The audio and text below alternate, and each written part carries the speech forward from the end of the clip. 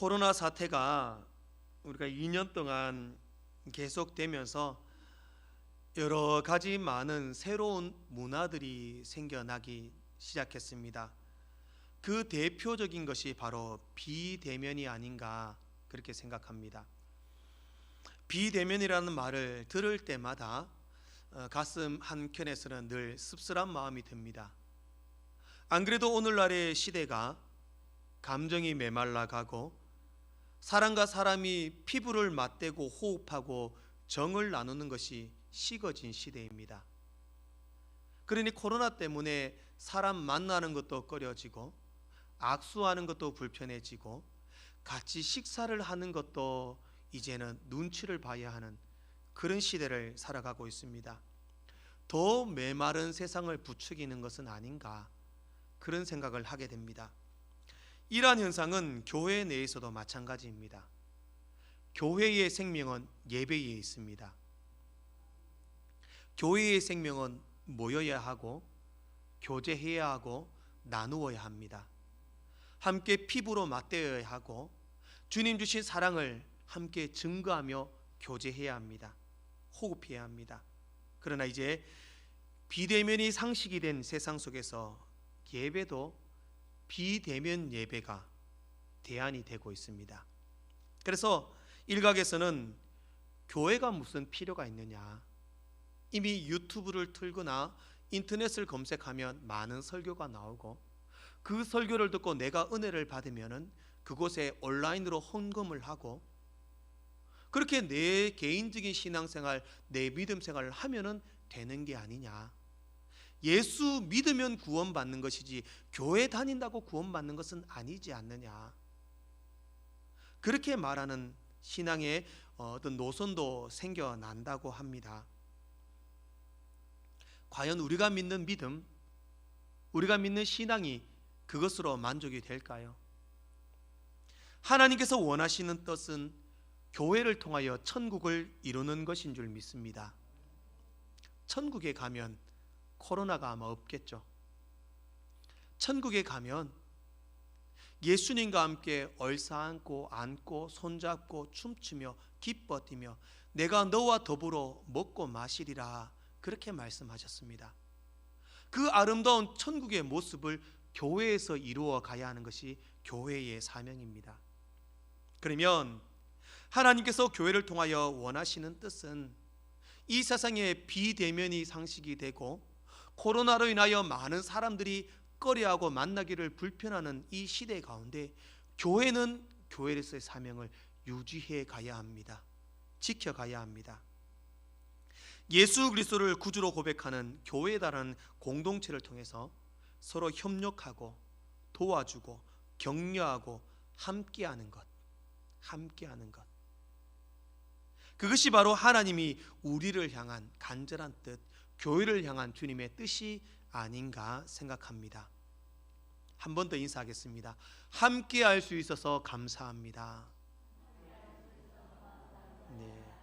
함께 할 수 있는 성도들이 있고 함께 할 수 있는 이웃들이 있고 함께 할 수 있는 가족들이 있음에 우리는 그래도 행복한 사람입니다. 오늘 본문의 내용은 바로 그 함께함의 역사를 기록하고 있습니다. 오늘 본문은 느헤미야 선지자가 예루살렘 성벽을 재건하는 역사를 소개합니다. 느헤미야를 잠깐 소개하면 느헤미야는 페르시아의 고위 관리로 있었습니다. 원래 페르시아 사람은 아니었습니다. 이스라엘 사람이었지만 포로로 잡혀가서 페르시아에서 고위 관리로 관직으로 왕의 신임을 얻고 있었습니다. 그러나 그의 마음에도 몸은 페르시아에 충성을 하는 관직에 있었지만 늘 고국인 이스라엘 예루살렘을 그리워하며 생각하며 그 예루살렘을 바라보며 기도하고 있었습니다. 그러던 그가 하루는 형제인 하나니에게 지금 예루살렘 이스라엘의 형편이 어떠한지를 듣게 됩니다. 하나니로부터 들려온 음성은 이런 소리였습니다. 남아있던 예루살렘 사람들은 큰 환난을 당하고 능력을 받고 예루살렘 성은 허물어지고 성문들은 불에 탔다. 느헤미야는 그 소식을 듣고 너무 고통스럽습니다. 너무 아팠습니다. 너무 힘들었습니다. 고국을 사랑하는 그 마음에 수일 동안 울고 슬퍼하며 하나님께 금식하며 기도하였더라. 그렇게 성경은 말씀하고 있습니다. 페르시아의 아닥사스다 왕 제20년 니산월, 니산월이라는 것은 지금의 한 3월이나 4월 정도입니다. 봄, 우리로 따지면 봄의 기운을 맞이하는 그 계절에 왕이 느헤미야를 보니 느헤미야의 안색이 안 좋습니다. 그래서 왕이 느헤미야에게 묻습니다. 느헤미야야, 너 지금까지 이렇게 슬픈 모습을 본 적이 없었는데 왜 이렇게 얼굴이 어두운 것이냐 물었습니다. 그때 느헤미야가 왕에게 대답합니다. 왕이여, 내 조상들의 묘실이 있는 성읍이 이제까지 황폐하고 성문이 불타사오니 내가 어찌 얼굴에 수심이 없사오리까. 고향 땅이 불타고 성벽이 무너지고 사람들이 너무 고통 속에 있는데 내가 어찌 나만 편안하게 있겠습니까? 그렇게 말하는 것이었습니다. 그때 왕은 느헤미야에게 기회를 줍니다. 그래, 느헤미야야, 네 마음을 알겠다. 그래서 느헤미야는 고국으로 돌아가서 파괴된 성벽을 재건하고 다시 무너져 있던 이스라엘을 회복시키는 일을 감당시키게 합니다. 그렇게 시간을 주었습니다. 느헤미야는 고국 땅 이제 예루살렘으로 돌아왔습니다. 보였던 것은 무너진 성벽과 회파한 성전들, 수많은 이제 폐허가 된 고국 땅을 바라보게 됩니다. 쉽지 않습니다. 어떤 것도 준비되지 않았습니다. 백성들은 도탄에 빠졌습니다. 어떻게 할 방법도 없었습니다. 오로지 하나님께 기도하며 그 험난한 성벽 재건의 사역을 시작하게 됩니다. 그리고 오늘 본문 말씀은 그렇게 성벽 재건을 시작하면서 공사가 어떻게 진행되었는가, 또 그 과정을 설명하기 위하여 어떤 사람, 어떤 지파, 누가 어떤 일을 맡았고 어떤 일을 감당했고 그 일들을 소개하고 있습니다.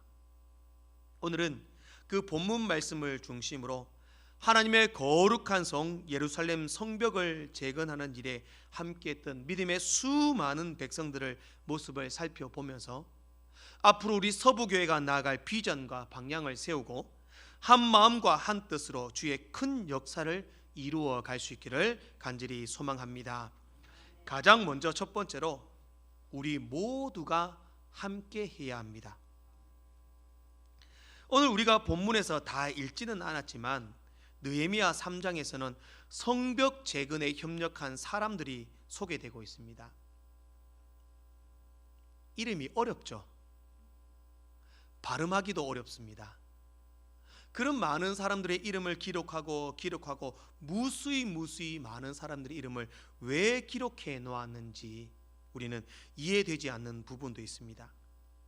그러나 분명한 사실은 성벽 재건은 어느 한두 사람의 헌신과 한두 명의 충성으로 세워진 것이 아니었다라는 것을 말씀하고 있습니다. 느헤미야가 아무리 능력이 있고 아무리 고국을 사랑하는 열정이 있다 해도 혼자 할 수 없습니다. 그 귀한 사역을 혼자 감당할 수 없습니다. 1절 말씀에 보면은 대제사장 엘리야십이 그의 형제 제사장들과 함께 일어나 양문을 건축했다. 대제사장의 가문이 건축하는 일에 함께 동참했습니다. 2절에 보면 삭굴이라는 사람이 나옵니다. 이 삭굴이라는 사람은 귀족입니다. 8절 말씀에는 금장색도 나옵니다. 금장색이라는 사람은 보석을 세공하는 사람입니다. 보석을 세공하는 사람도 성벽 재건에 동참하였습니다. 계속해서 향품 장사도 나옵니다. 장사꾼도 동참했습니다. 9절에 보면 지방의 절반을 다스리는 후르의 아들 르바야도 있었습니다. 지방을 다스리는 관리도 함께 동참했습니다. 12절에 보면 살룸과 그의 딸들도 있었습니다. 여자도 동참했습니다. 13절 말씀을 한번 우리가 오늘 본문에 읽지는 않았지만 성경 느헤미야 3장 18절 말씀을 같이 한번 읽어보겠습니다. 13절 말씀입니다. 3장 13절 말씀 같이 한번 읽겠습니다. 시작.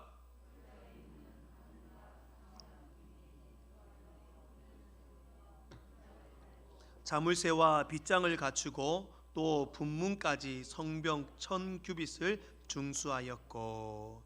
아멘. 골짜기 문은 한운과 사노아 주민이 중수했다, 그렇게 말씀합니다. 이 사노아 주민이라는 말은, 사노아라는 뜻은 혐오스럽다, 평판이 나쁘다, 그런 뜻을 가지고 있습니다. 그러면 이 사노아 주민은 천박한 사람, 옛날 우리나라 직업들 가운데 가장 천박한 직업이 뭐였습니까? 백정들. 그렇죠, 그렇죠? 그런 의미에 가까운 직업이었을 것이다, 그렇게 추정합니다. 사람들이 보기에 혐오스러운 직업, 평판이 나쁜 직업, 사람들에게 천박한 대접을 받는 사람들, 이 사람들이 인정받지 못한 사람들이 성벽을 건축했는데 얼마를 건축했다고 말씀합니까? 1000규빗을 건축했다. 1000규빗을 말하면 지금으로부터 지금의 단위로 계산한다면 약 460m, 460m의 그 길이에 성벽을 재건하는 일에 동참했다라는 것입니다. 짧은 거리가 아닙니다. 작은 거리가 아닙니다. 가장 천박하고 인정받지 못한 사람이고 사람들에게 평판이 좋지 못한 사람들이 이루어낸 업적이었습니다. 14절에는 베닥레렘의 지방을 다스리는 레갑의 아들 말기야도 있었습니다. 그는 지방을 다스리는 권력자였습니다. 레위 사람도 있었습니다. 상인도 있었습니다. 천민도 있었습니다. 무엇을 말하느냐 하면 돈이 많은 사람, 사회적인 저명인사, 높은 관리, 공무원, 중직자, 평민, 여자, 이방인, 상인, 기술자, 천민까지도 성벽을 재건하는 일에 모든 사람이 함께 동참했다라는 사실입니다. 인종도 따지지 않았습니다. 계층도 따지지 않았습니다. 빈부의 격차도 따지지 않았습니다. 수많은 헌신자들이 나와 내가 하겠습니다, 내가 하겠습니다, 그렇게 헌신하며 성벽 재건의 일을 도왔다라는 것입니다. 느헤미야 혼자서 했다면 절대로 이 일은 감당할 수 없었습니다. 지도자들이나 민족을 다스리는 어떤 권력자들만 했다 하더라도 쉬운 일이 아니었을 것입니다. 그러나 함께하였을 때에 놀라운 사역의 열매를 맺을 수 있었습니다. 이것이 하나님이 하는 방법입니다. 주의 교회를 세우고 하나님의 일을 하는 것은 누구나 이렇게 한 마음으로 나아갈 때에 역사가 이루어질 줄 믿습니다. 아무리 큰 일을 감당하고 능력자가 아무리 실력자가 있다 하더라도 한 사람이나 한두 사람으로는 하나님의 역사를 만들 수는 없습니다. 아무리 목사가 뛰어나고 아무리 장로님들이 기도 열심히 하고 아무리 충성된 종이 교회를 위하여 헌신한다 할지라도 함께하는 것보다는 못할 줄로 압니다. 서부교회의 비전 가운데 우리는 이러한 마음으로 달려가야 합니다. 함께해야 합니다. 함께한 마음으로 품어야 합니다. 그렇다고 성벽을 재건하는 일에 방해꾼이 없었겠습니까? 방해꾼도 있었습니다. 느헤미야 4장과 5장을 넘어가면 성벽 재건을 극렬하게 반대하는 무리들이 있었습니다. 한 번쯤 이름을 들어보셨을 것입니다. 산발랏, 도비야, 게셈과 같은 이러한 사람들이 등장하면서 빈정대며 반대했습니다. 야, 너희들이 지금 쌓은 성벽을 쌓는다고 하지만 그 성벽에는 여우가 올라가도 무너질 거야. 그렇게 사람들을 선동하고 비난을 합니다. 또 5절 말씀을 보면은, 우리가 오늘 보았던 5절 말씀을 보면은, 그 다음은 드고와 사람들이 중수하였으나 그 귀족들은 그들의 주인들의 공사를 분담하지 아니하였으며 라고 말씀합니다.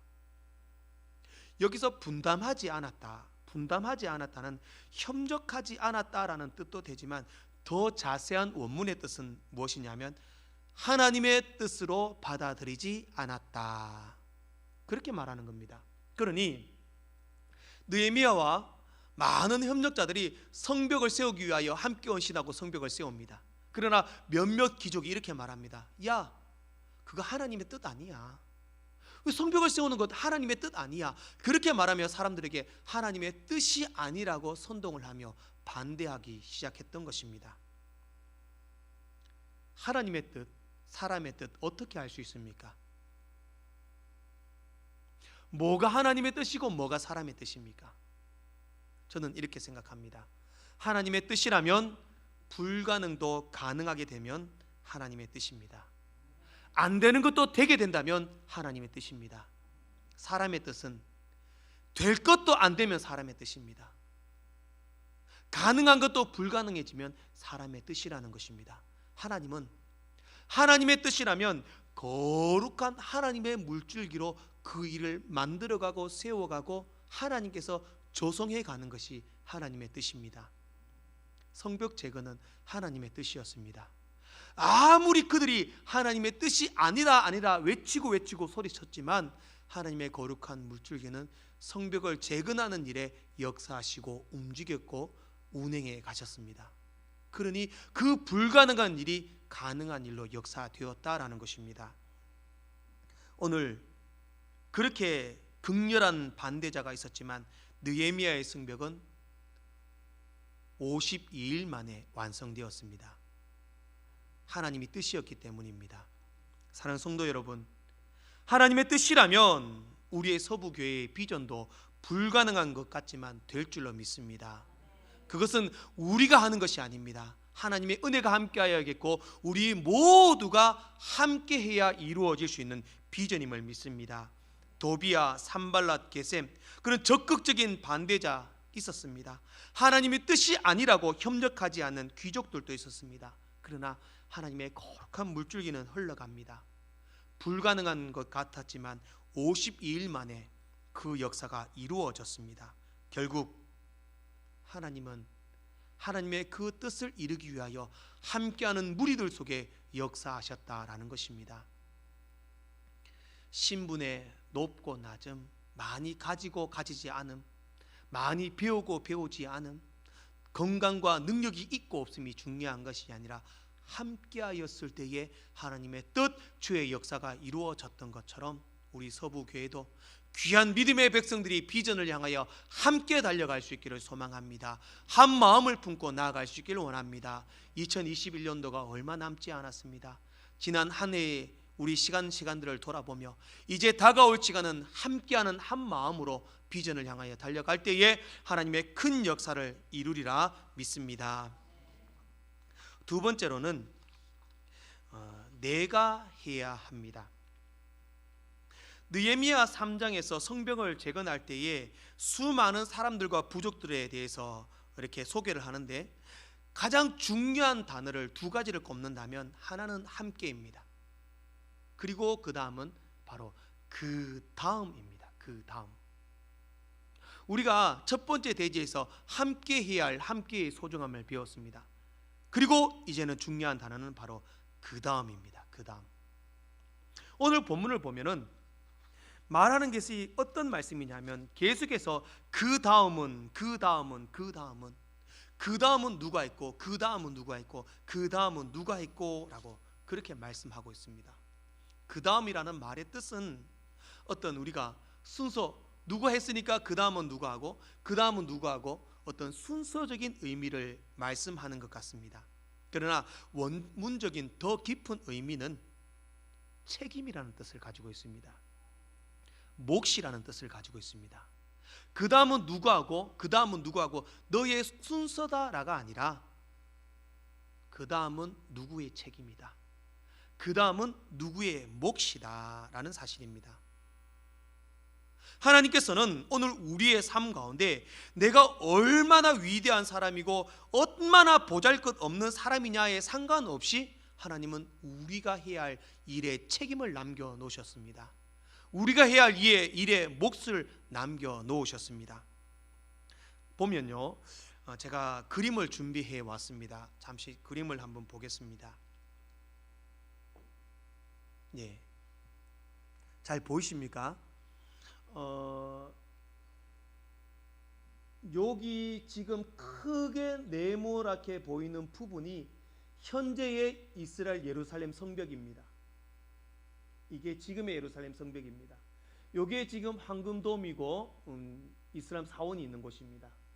그리고 느헤미야가 성벽을 건축했던 재건했던 곳이 바로 이 부분입니다.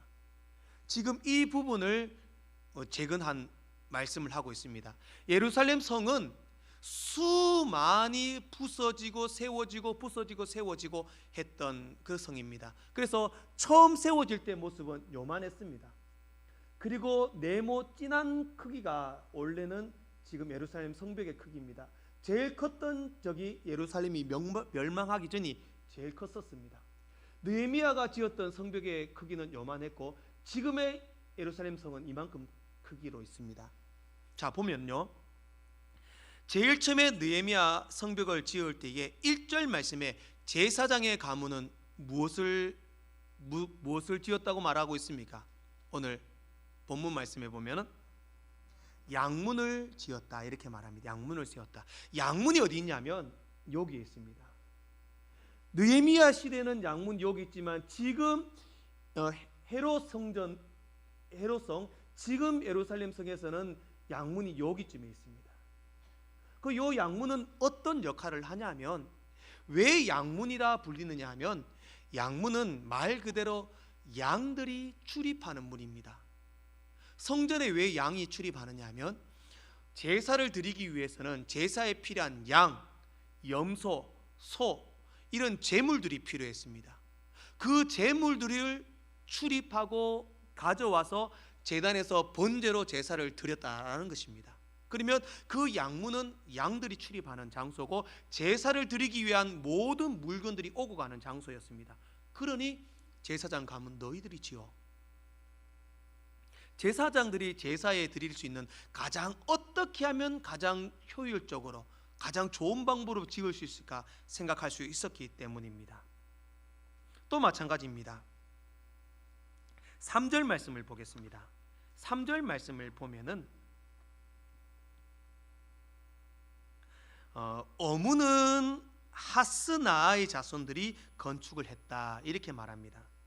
여기에 보면 여기가 어문입니다. 어문이란 말도 똑같습니다. 우리가 여기 예루살렘 성전의 문들을 우리가 한문으로 풀이해서 이렇게 양문, 양이 출입하는 문, 어문은 뭐겠습니까? 그러면 해산물, 물고기 같은 것을 팔고 들여놓는 문입니다. 지금 이 어문이라는 곳은 이스라엘 성 북쪽 부분의 여기입니다. 이쪽 부분에 가면 지금도 다메섹 문이라고 북쪽 문입니다. 이 다메섹 문은 어떤 쪽이냐면 북쪽에서부터 요단강과 갈릴리 호수에서 잡은 물고기나 이런 수산물들을 그쪽으로 들여옵니다. 그러면 지금 다메섹 문에서도 수많은 상권이 형성되어 있습니다. 장사꾼들이 있다라는 겁니다. 그러니 당시의 어문도 갈릴리 바다나 요단강에서 잡은 물고기들을 가져와서 거기에 어시장 같은 것들이 형성되었다라고 추측을 합니다. 그러면 하스나아의 자손들은, 하스나아라는 뜻은 가시가 많은 이라고 해석을 합니다. 그러니 가시가 많은 하스나아의 자손들이 어부나 생선을 취급했고, 어부 생선을 취급하는 이들이 야 너희들은 어분, 거기에서 어시장과 수시장이 펼쳐지는 거기에 문들은 너희들이 만들어. 그렇게 해서 그 지역을 하스나아 자손들이 만들었다라는 겁니다. 아까 말했던 우리가 여기는 분문이라고 합니다. 분문은 뭘까요? 말 그대로 배설물을 배출하는 문입니다. 양들이나 짐승들이 제사를 드리고 나면 그 짐승들이 많았기 때문에 그 짐승들이 배설하는 배설물도 많았다는 거죠. 그것들과 죽은 시체들을 내놓는 곳입니다. 그래서 아까 우리가 보았던 우리 인정받지 못했던 백정들의 어떤 그런 귀족들도 분문까지 그들의 건축한 거리가 바로 460m 그 정도 되는 거리를 그들이 세웠다라는 겁니다. 결국에는 하나님께서는 각자 자기의 역할과 맡은 일들을 당연히 우리에게 남겨주셨다, 할 일이 있다라는 것을 의미하고 있습니다. 이탈리아인 경제학자 빌프레토 파레토라는 사람이 있습니다. 이 사람의 학설 가운데 파레토의 법칙이라는 그런 법칙이 있습니다. 이 파레토의 법칙이라는 말은 80대 20의 법칙입니다. 80대 20의 법칙, 이것은 19세기 파레토가 사람들의 부와 소득을 연구하는 중에 20%의 사람이 80%의 국민을 먹여 살린다라는 그런 이론을 얻게 되었습니다. 결국 20%의 상품이 80%의 매출을 올린다.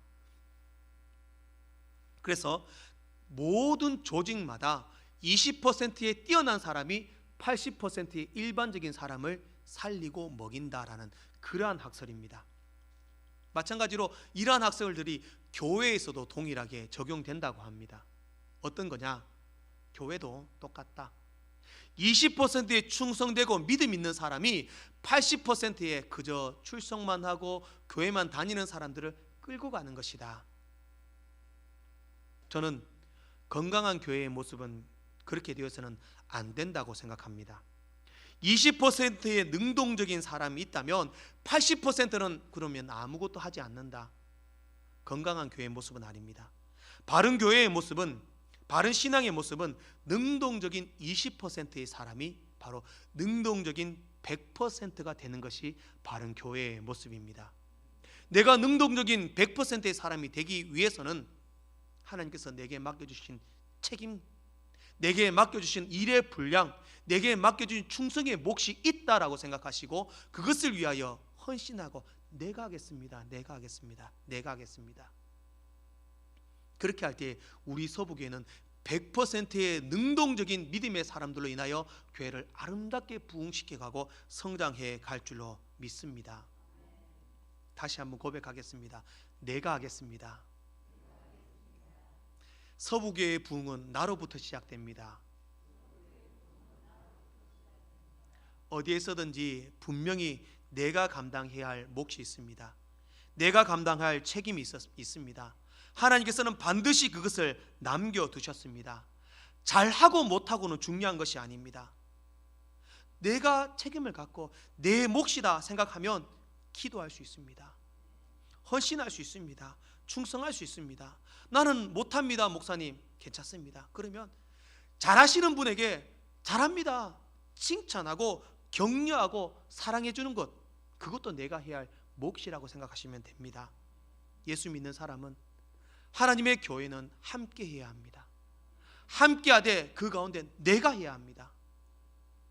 불평하지 말고 주의 역사를 위하여 신분, 직업, 성별, 빈부 모든 것을 초월하여 함께하고 내가 했을 때에 하나님의 역사는 이루어질 줄로 믿습니다.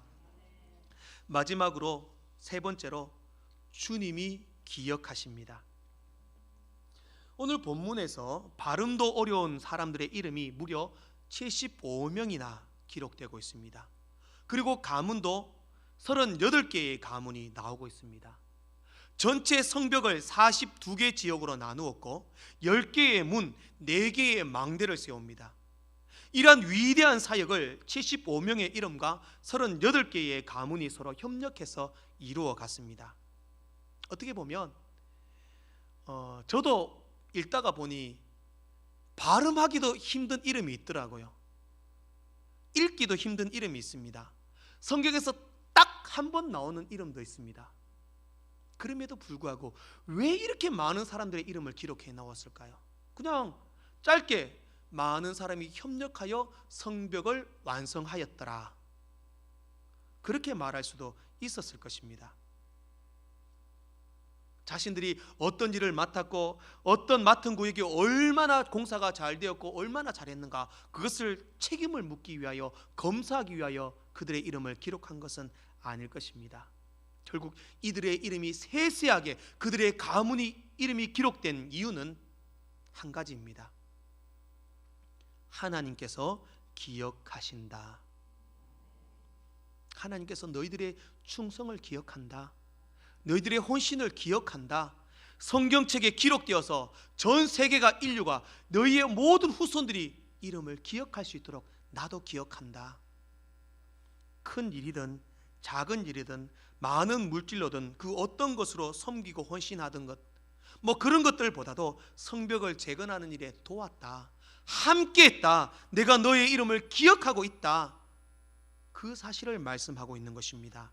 사랑하는 성도 여러분, 오늘 우리가 예수를 믿고 헌신하는 것, 결국 주님께서 나를 기억해 주시면 그것으로 족하리. 주님이 기억하시면 족하리.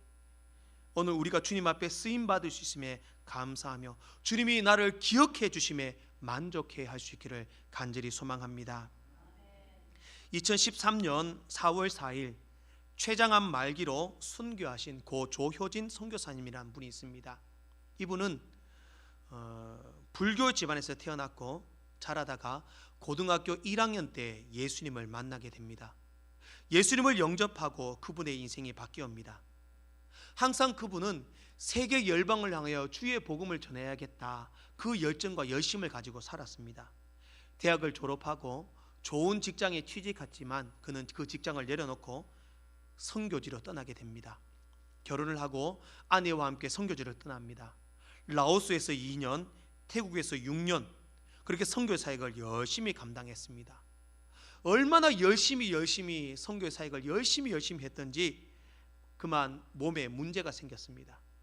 건강성에 문제가 생기고 한국으로 귀국해서 검사를 받았습니다. 검사를 받는데 췌장과 간에 이미 암세포가 퍼져서 암 말기 판정을 받습니다.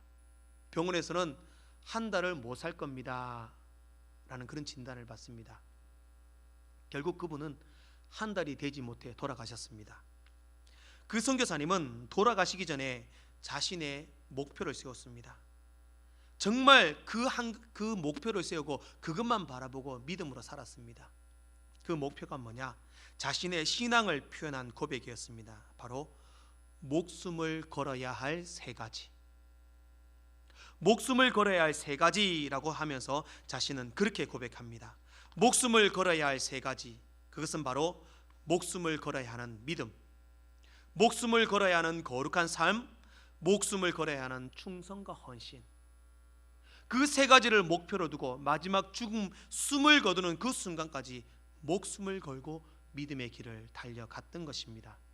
사랑하는 성도 여러분, 이왕 우리 예수를 믿는 것 목숨 걸고 믿어보십시다. 하나님께서 반드시 기억하여 주실 것입니다. 내 이름, 내 형편, 내 상황, 나의 모든 것까지도 주님께서 기억하여 주실 것입니다. 잘했다, 충성했구나, 수고했다, 그렇게 말씀하시며 나의 이름을 기억하여 주실 것입니다. 2021년도가 얼마 남지 않았습니다. 남은 한 해 또 다가올 한 해를 생각하며 우리 다시 한 번 더 한 마음으로 서부교의 비전과 부흥을 위하여 달려나갈 수 있기를 원합니다. 혼자서 안 됩니다. 함께 해야 됩니다. 한 마음과 한 뜻으로 우리 모든 성도들이 한 마음이 되셨으면 좋겠습니다. 그리고 그 가운데는 반드시 내가 해야 할 일이 있습니다. 내가 하겠습니다. 그렇게 충성된 믿음의 모습으로 나아간다면 하나님께서 내게 맡겨주신 몫이 있고 책임이 있습니다. 목숨 걸고 믿음의 길을 충성되게 달려갈 수 있기를 소망합니다. 하나님께서 우리를 기억하여 주시고 이렇게 말씀하실 것입니다. 수고했다. 기도하겠습니다.